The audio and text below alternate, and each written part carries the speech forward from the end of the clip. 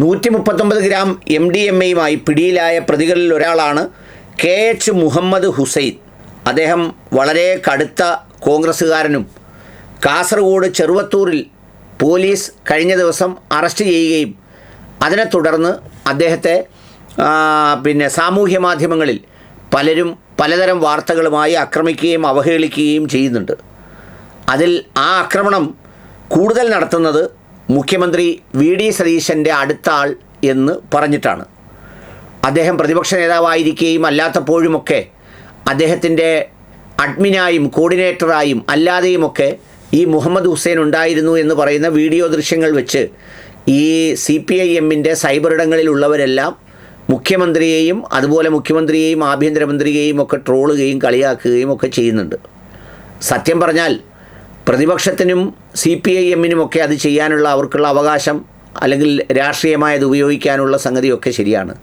പക്ഷേ ഈ മുഹമ്മദ് ഹുസൈനെ പോലെയുള്ള ഈ വെറും കൂതറകളോട് ചോദിക്കാനുള്ളൊരു ചോദ്യം, നിങ്ങൾ ഇത്തരം കച്ചവടങ്ങളും ഏർപ്പാടുകളും ചെയ്യുന്നവരാണെങ്കിൽ എന്തിനാണ് പിന്നെ പൊതുസമൂഹത്തിൽ ഒരു മാന്യത ചമഞ്ഞ് ഇതുപോലെ വലിയ വലിയ ആളുകളോടൊപ്പം ചെവിയിൽ കഥ പറഞ്ഞും കൂടെ നടന്നും അതിൻ്റെ ആളാണെന്ന് വരുത്തി എന്തിനാണ് അവർക്ക് പ്രതിസന്ധി ഉണ്ടാക്കുന്നത്?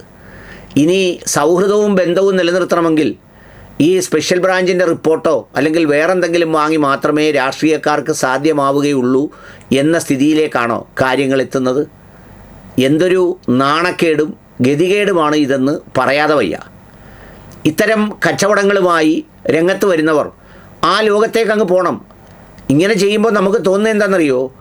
ഈ ഏതെങ്കിലുമൊക്കെ ഇരുണ്ട ഇടനാഴികളിൽ നിന്ന് പിടിക്കുന്ന മയക്കുമരുന്ന് കച്ചവടക്കാരെ വെച്ച് നോക്കുമ്പോൾ ഇവൻ്റെയൊക്കെ കൈ രണ്ടും ഛേദിച്ച് കളയേണ്ടത് ആവശ്യമാണ്. കാരണം വളരെ മാന്യനായി നല്ല വസ്ത്രവും നല്ല പുതുമയുള്ള സംഗതിയുമൊക്കെ ഇട്ട് വളരെ മിടുക്കനായിട്ട് എല്ലായിടവും നടന്ന് എല്ലാവരോടും ഒപ്പമുള്ള ഫോട്ടോ പങ്കുവെച്ച് വലിയ മാന്യനായി ചമന്ന ശേഷം MDMA-യുടെ കച്ചവടക്കാരൻ്റെ ഏജൻ്റായി മാറുക എന്ന് പറയുന്നത് യാതൊരു ന്യായീകരണവും യാതൊരു നീതിയുമില്ലാത്ത കാര്യമാണ് എന്നതാണ് സത്യം. എന്ന് മാത്രമല്ല, ഇതിൽ ഒരു കാര്യം കൂടി ഞാൻ ചേർത്ത് പറയട്ടെ. മദ്യപാനം മറ്റുള്ള സംഗതികളിലൊക്കെ ഒരല്പം ഇളവും ഒരല്പം മിതത്വവുമൊക്കെ മുസ്ലിം കമ്മ്യൂണിറ്റിക്ക് ഉണ്ടായിരുന്നെങ്കിൽ ആ കുറവ് മുഴുവൻ നികത്തിക്കൊണ്ടാണ് മയക്കുമരുന്ന് കച്ചവടത്തിൽ രംഗത്ത് വന്നിട്ടുള്ളത്. ഇതിൻ്റെ കച്ചവട ശൃംഖലകളിലും കച്ചവടം നടത്തുന്നവരെയും പിടിക്കുമ്പോൾ പൊതുവേ കച്ചവട താല്പര്യം അല്ലെങ്കിൽ കച്ചവട മനസ്സ് ഉള്ള ഒരു കമ്മ്യൂണിറ്റി എന്നുള്ള നിലയിൽ ചെറുതല്ലാത്ത രീതിയിൽ മുസ്ലിം പ്രസൻസ് ഉണ്ട് എന്നുള്ളത് സത്യസന്ധമായി അംഗീകരിക്കേണ്ടതാണ്. പിന്നെ അതിനുള്ളിലേക്ക് വേറെ പദങ്ങൾ ചേർത്ത് ആരെങ്കിലും പറയുമ്പോൾ ആ വിദ്വേഷത്തിൻ്റെ പദങ്ങളെ ഡിഫെൻഡ് ചെയ്യുമ്പോഴും ഇതൊരു പച്ചയായ യാഥാർത്ഥ്യമായി അംഗീകരിച്ച് അതിന് പരിഹാരമുണ്ടാക്കാനുള്ള മാർഗങ്ങൾ തേടേണ്ടത് ഇന്ന് അനിവാര്യമായിരിക്കുകയാണ്. ഈ കച്ചവടം നടത്തുന്നവനെല്ലാം ഈ കച്ചവടം ചെയ്യുന്ന വസ്തു ഉപയോഗിക്കുമെന്നുള്ള കാര്യത്തിൽ യാതൊരു തർക്കവുമില്ല. ആരും ഇപ്പോൾ മദ്യപിക്കാത്ത അബ്കാരികളുണ്ട് എന്നൊക്കെ ചിലർ പറഞ്ഞാൽ അത് വല്ല മരിച്ചു പോകുന്ന ഘട്ടങ്ങളിലെങ്ങാണ് ഇനി കുടിച്ചാൽ മരിച്ചു പോകുമെന്ന് പറഞ്ഞു നിർത്തിയതല്ലാതെ ആ മേഖലയിൽ നിന്ന് കുടിച്ച് നീന്തി തന്നെയാണ് അവരൊക്കെയും അതിലൂടെ കയറി വരുന്നത്. അതുകൊണ്ട് ഇതും ഈ പറഞ്ഞതുപോലെ തന്നെയാണ്. അവൻ്റെ ഒരുക്കവും അവൻ്റെ വീഡിയോയും അവൻ്റെ ദൃശ്യങ്ങളും അവൻ്റെ കേക്ക് മുറിയും എല്ലാം ഒന്ന് ആലോചിച്ച് നോക്കൂ. ഭാര്യ, മക്കൾ, കുടുംബം, ഒരു രാഷ്ട്രീയ പ്രസ്ഥാനം, അവനൊക്കെ അടുപ്പിച്ച് നിർത്തിയ അല്ലെങ്കിൽ ചേർത്ത് നിർത്തിയ മുഖ്യമന്ത്രി എന്നൊക്കെ പറയുന്നവരെ അടക്കമുള്ളവരെ പ്രതിസന്ധിയിലാക്കുന്ന ഇത്തരം കൂതറകളെ കുറച്ചൊക്കെ രാഷ്ട്രീയക്കാരും ശ്രദ്ധിക്കണം. ഏതെങ്കിലും ഒരുത്തൻ ഇതുപോലെ അബ്നോർമാലിറ്റി ഉള്ളവൻ വരുമ്പോൾ ആ അബ്നോർമാലിറ്റി കുറച്ചൊക്കെ ശ്രദ്ധിച്ചാൽ മനസ്സിലാവും.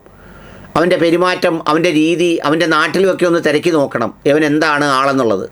അല്ലാതെ വെറുതെ 2 പോസ്റ്റ് ഇടുകയും ഫേസ്ബുക്കിൽ കമൻ്റ് ഇടുകയും നേതാവേ എന്ന് വിളിക്കുമ്പോൾ ഏത് സാമൂഹ്യ വിരുദ്ധനെയും ഒരു രാഷ്ട്രീയ നേതാവും അടുപ്പിച്ചുകൂടാ, ഒരാളും അടുപ്പിച്ചുകൂടാ. ഇങ്ങനെയുള്ള ഒരുപാട് ഈ പ്രകൃതി സംരക്ഷണവും പ്രകൃതി വിരുദ്ധ പ്രവർത്തനവും ഒരുമിച്ച് കൊണ്ടുപോകുന്നവർ, അതുപോലെ തന്നെ മദ്യവിരുദ്ധതയും മദ്യപാനവും ഒരുമിച്ച് കൊണ്ടുപോകുന്നവർ, സ്നേഹത്തെക്കുറിച്ചും ബാക്കിയുള്ള കാര്യങ്ങളെക്കുറിച്ചും ഒക്കെ സംസാരിക്കുമ്പോഴും ആരോടും സ്വന്തം ജീവിതത്തോട് പോലും സ്നേഹമില്ലാത്ത ഈ ജീവികളൊക്കെയും നേതാക്കന്മാരുടെ വലിയ പുന്നാരന്മാരായി മാറുന്നൊരു സ്ഥിതിവിശേഷത്തെ രാഷ്ട്രീയക്കാരും കരുതലോടെ കാണേണ്ടതാണ്.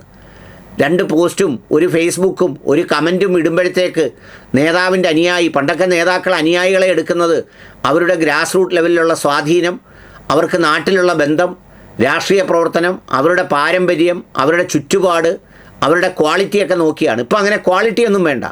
ഏതോനെങ്കിലും എവിടെയെങ്കിലും ഇരുന്ന് 4 പോസ്റ്റ് ഇട്ട് ആ പോസ്റ്റിനെക്കുറിച്ചൊരു ചർച്ചയായാൽ പിന്നെ ആ സാമൂഹ്യ വിരുദ്ധൻ ഈ പറഞ്ഞതുപോലെ അങ്ങനെയാണ് ഒരുപാട് ഫേസ്ബുക്കിലൂടെ സാമൂഹ്യ വിരുദ്ധർ രംഗത്ത് വന്നത്. ഏതായാലും അതിനിനിയെങ്കിലും ഒരു മാറ്റം ഉണ്ടാവണം.